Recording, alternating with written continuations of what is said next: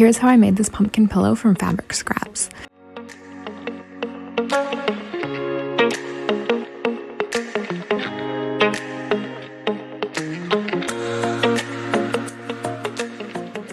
So first I sorted out all the smaller scraps of my fabric.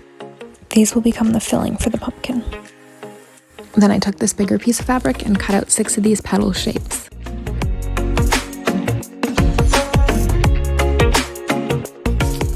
Then I pinned and sewed them all together on the sides to start forming the pumpkin shape. I made sure to leave a gap on one of the ends so I could turn it inside out.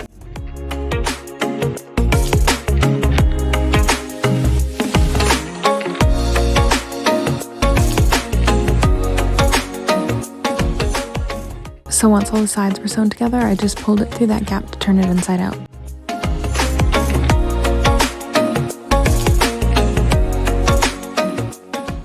Then I stuffed it with all my smaller fabric scraps. Make sure you're putting the stuffing right into the seam so it gets evenly distributed. You want it to be pretty full.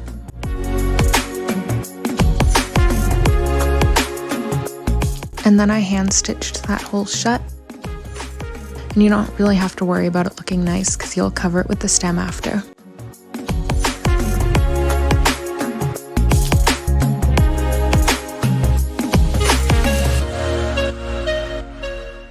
It should end up looking something like this. And then take your string and tie it around the middle of each of those 6 sections. When I got to the top and the bottom of the pumpkin, I would twist the strings around each other to go in a different direction.